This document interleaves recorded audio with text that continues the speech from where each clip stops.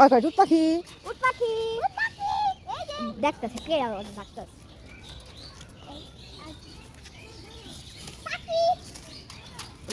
আসসালামু আলাইকুম এভরিওয়ান, আপনারা চিকন আলীর কথা আর ভিডিও দেখে বুঝে গেছেন এতক্ষণে আমরা কোথায় গিয়েছিলাম। আজকে আমরা গিয়েছিলাম বাংলাদেশের জাতীয় চিড়িয়াখানায় মিরপুর। বাই দ্য ওয়ে, এটা চিড়িয়াখানা যাওয়ার 4 থেকে 5 দিন পরে ভিডিও এডিট করছি, কারণ আমি অলস আইসার বড়টা আমি।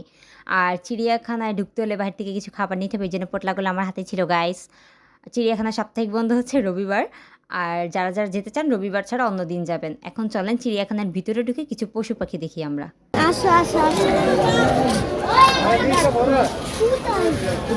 হরিণ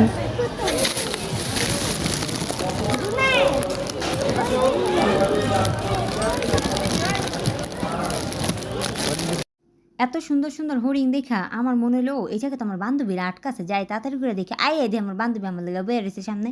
এটা কোনো কথা? আমি চিন্তা করতেছিলাম আমার বান্ধবীগুলা কেমনে বাসাতে এনে আটকে রাখলো বেটারা। ওগুলো তো আটকায় রাখা ইম্পসিবল। আবার দেন বাইয়া বাইয়া তো লাভ দিয়ে নামে। অনেক দয়া মায়া লাগলো যে থাক একলা একলা বাদাম খাবো, বান্ধবী করে একটু দিই। লাগলো না, পর আমার বাইক নিয়ে ভাবলো যে মাম্মামের বান্ধবীগুলো আমার কালামণিগুলো এখানে আটকা, আমি একটু দিই বাদাম। ও আবার আমার ভাইয়ার থেকে চাইয়া চাইয়া বাদাম দিতেছিল, আঙ্কেল বাদাম দাও বাদাম দিয়ে এগুলো বইলা।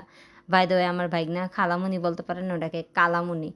তারপরে একটু সামনে হাঁটতেই দেখি জোনায় যাইতেছে, দেখে নুসরাত দৌড়, ও মা এনে তাকায় দেখি খালদা জিয়ার শোক পশু পাখিও জানাইতেছে।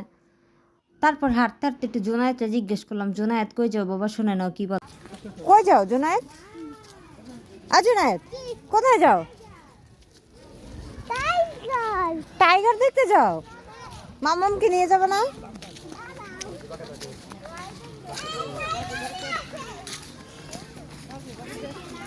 আমার দাঁড়াইতে গিয়ে দিকে চিকুনালির বন্ধুর লগে দেখা করতেছে, মানে বাঘটার বয়সের চিকুনালির বয়স আসলো সেম সেম এলিগা বন্ধু। আর এদিকে এই সিংহটা মানে আমার মতন ব্রেকআপ হয়ে কষ্টে দুঃখে 1 বছর ধরে ঘুমাইতেছে, এলিগা দাঁড়ায় নেই আম করে দেখা। সামনে আটতে আটতে দিয়ে আমার মিতা দাঁড়ায় রয়েছে, মানে ও কালা আমিও কালা, কিন্তু ও আমার মুখ দেখা ভাবলো যে মায়েরা আমার চোখ কালা থাক, মায়েরা দেখ না জায়গা আছে তা আমি সুন্দর।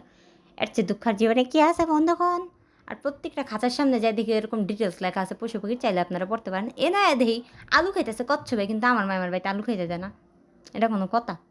আর আমার বাইক না আমার হাত পা ব্যথা হয়ে যাইতেছিলো হাঁটতে হাঁটতে, কিন্তু আমার বাইক না হাত পা ব্যথা হয় না, ওই কি দৌড় আর ডাকে মাম্মাম দেখো এটা কি এটা কি ওটা কি। ওর জন্য ক্লিপ নিতে পারি না, হাঁটতে হাঁটতে দেখে আমার বান্ধবী দাঁড়ায় যেন বান্ধবীর একটা ক্লিপ নিয়েই নিলাম।